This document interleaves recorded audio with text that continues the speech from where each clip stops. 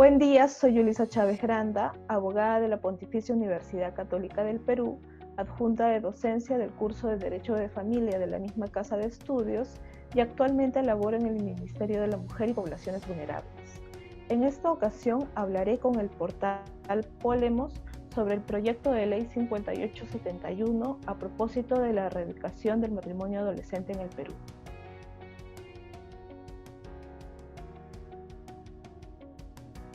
El proyecto de ley tiene por objeto derogar el último párrafo del artículo 42 del Código Civil, el cual señala expresamente que excepcionalmente tienen capacidad de ejercicio plena las personas mayores de 14 años y menores de 18 que contraigan matrimonio o quienes ejerciten la paternidad. Aquí quisiera hacer una breve introducción.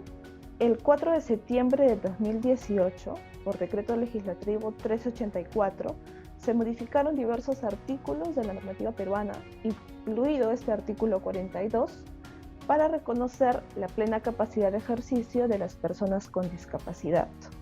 Sin embargo, este decreto agregó un segundo párrafo al artículo 42 que no fue mencionado en su exposición de motivos ni debatido en el informe que realizó el Grupo de Trabajo del Congreso, que se encargó del control constitucional de los actos normativos del Poder Ejecutivo.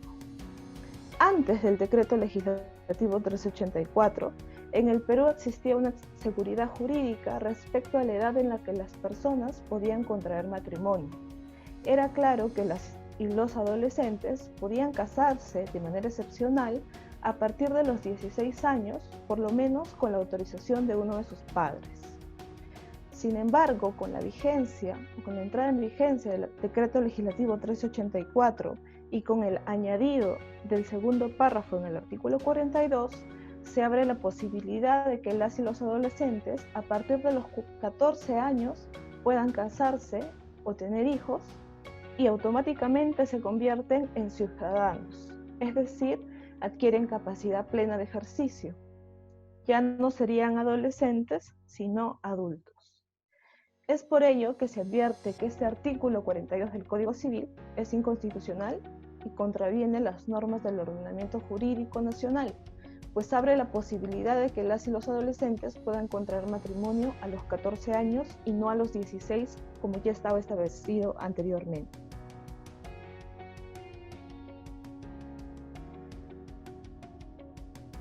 Las personas menores de edad son titulares de derechos específicos que se encuentran reconocidos en la Convención de los Derechos del Niño y que también ha recogido el Código de los Niños y Adolescentes. ¿Cuál es la finalidad?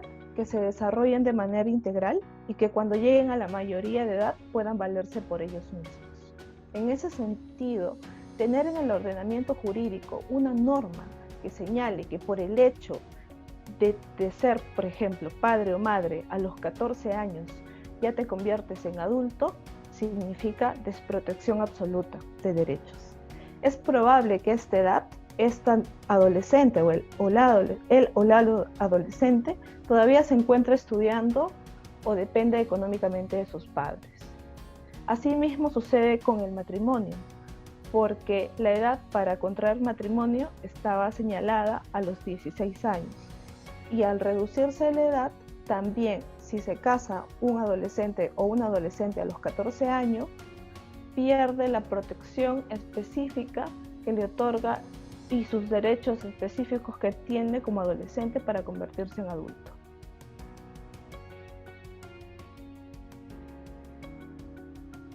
Hay que aclarar que todas las personas tienen derecho a contraer matrimonio a partir de la edad núbil y con pleno y libre conocimiento o consentimiento. Eso lo dice el artículo 16 de la Declaración Universal de los Derechos Humanos.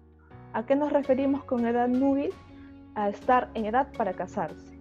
Y esta frase no debe ser entendida ni enfocada solamente en la capacidad reproductiva, sino tiene que estar también concatenada con la madurez emocional y la formación intelectual de las personas que van a contraer matrimonio. Sobre el consentimiento podrían surgir dudas, ya que las y los adolescentes se encuentran en pleno desarrollo de sus capacidades y también cuentan con autonomía progresiva.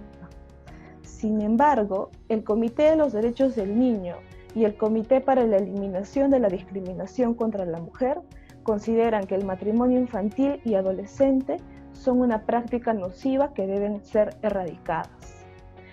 Y paso a definir al matrimonio adolescente. Se señala que es una forma de matrimonio forzoso porque está referido a uniones de personas menores de 18 años, edad en la que termina la infancia o adolescencia según la Convención de los Derechos del Niño o según el Código de los Niños y Adolescentes. Temprano porque hace referencia al inicio de vida en pareja de personas que todavía no se han desarrollado de manera libre, no han adquirido conocimientos absolutos, por ejemplo, no han terminado ni la educación secundaria, y forzado porque se resaltan las desigualdades estructurales de género que propician esta realidad. Y esta realidad está más direccionada y desprotege y vulnera más a las adolescentes. Entonces, se recomienda que el matrimonio entre adolescentes se pueda permitir como excepción entre personas de 16 a 18 años con autorización del juez, con pleno y libre consentimiento de las partes y sin que se deje influir por la costumbre y la tradición.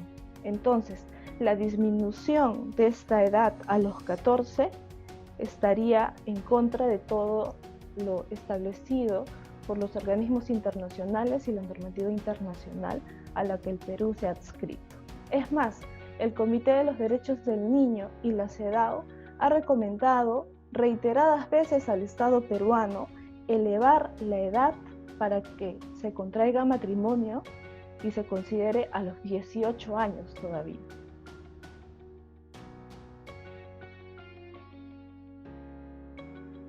Son muchas y voy a mencionar las que me parecen más relevantes. La primera es que se vulnera el derecho a la vida y a la integridad de muchas adolescentes, ya que producto del matrimonio, algunas quedarán embarazadas en edades en las que fisiológicamente implican un riesgo para su vida y para el neonato. También se vulnera el derecho a la educación, ya que existe un alto riesgo de deserción escolar. La o el adolescente se va a ver forzado a asumir responsabilidades laborales, maritales y en caso de tener hijos cuidarlos, en lugar de continuar sus estudios, es decir, truncarían su educación a los 14 años. Asimismo, también se encuentran en riesgo de sufrir violencia de género, en especial las adolescentes. También existen menos probabilidades de que usen métodos anticonceptivos, pues usualmente se relaciona matrimonio con tener hijos de manera inmediata, lo cual genera una maternidad temprana, forzada y una mayor cantidad de hijos. Un aspecto importante también es que con el matrimonio adolescente se pierde el derecho al aseguramiento en salud que tienen las y los adolescentes que se encuentran bajo la patria potestad de sus padres. Al volverse ciudadanos, con derechos y obligaciones, y perdiendo los derechos reconocidos en la Convención sobre los Derechos del Niño y el Código de los Niños y Adolescentes, también pierden la protección respecto a las edades que se han establecido para que realicen ciertos trabajos. Por ejemplo, se señala que los adolescentes desde los 12 y 14 años pueden trabajar en horas como máximo de 4. Y los adolescentes entre 15 y 17 años pueden trabajar en horas no máximas de 6. Si les reconocemos capacidad plena a los 14 años, ellos perderían este derecho y tendrían que trabajar 8 horas diarias, así como lo hace, por ejemplo, una persona adulta. Asimismo, se vulnera el derecho a tener un trabajo digno, porque probablemente este adolescente no haya culminado la educación escolar, mucho menos la universitaria, y se va a ver obligado a trabajar en una situación de precariedad. Como consecuencia del matrimonio también se extingue la patria potestad. Ello quiere decir que los padres de las y los adolescentes ya no tienen la obligación de cuidarlos y brindarles alimentos. Ahora el orden de prelación de los alimentos cambia y más bien los cónyuges entre sí se van a deber alimentos. Pero nos preguntamos, ¿cómo una adolescente de 14 años que todavía no ha terminado el colegio, que no tiene seguridad laboral, va a poder prestar esta obligación alimentaria?